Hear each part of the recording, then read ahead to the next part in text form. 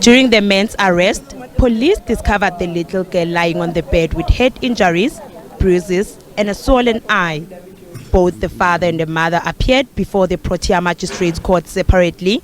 The mother faces a charge of failing to report a sexual offense against a minor. The father was originally charged with attempted murder.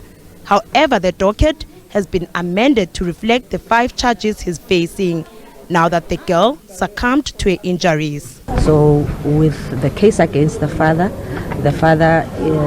is now facing 5 charges. We've added 3 additional charges to the 2 that he was facing on his first appearance, which is that of rape, compelled rape, murder, child abuse, as well as assault on a minor child.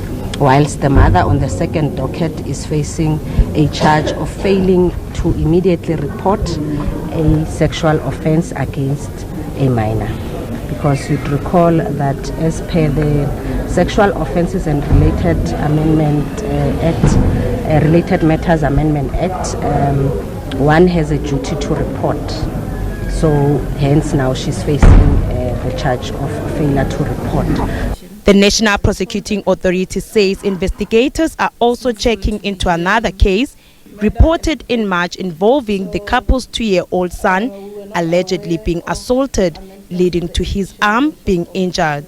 It has been brought to our attention that the mother previously reported such a case and later took a decision to withdraw such a case. However, as the NPA, we are following up on such information, and as soon as we have finalized the investigation in respect of that docket, which we are told was opened around March of this year, one of assault in a domestic violence related sphere. So we are following up such information as the NPA, and as soon as we have full details and have made our decision, we will be in a position to update the public. The NPA has asked the public to stop sharing a video that shows the 4-year-old child being assaulted. They say the video is important evidence in the case.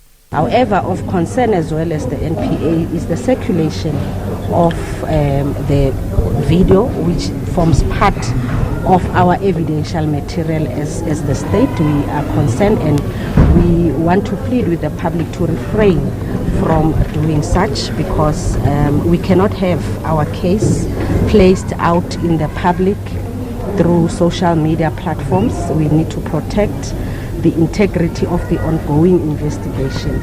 So we really request the members of the public to refrain from doing such, because further than having to jeopardize our case as the state, this also puts into jeopardy the identity of the surviving child.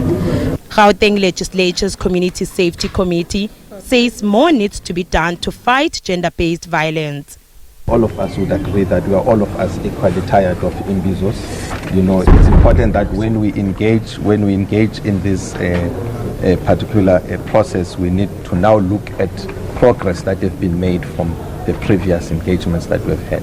You know, and what other interventions that needs to be placed in the meantime to make sure that we're able to stop the scourge, because the carnage is continuing and we need to do more.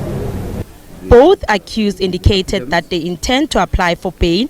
However, the NPA says it aims to oppose bail. The little girl will be laid to rest on Tuesday. Lerato Makula, SABC News in Johannesburg.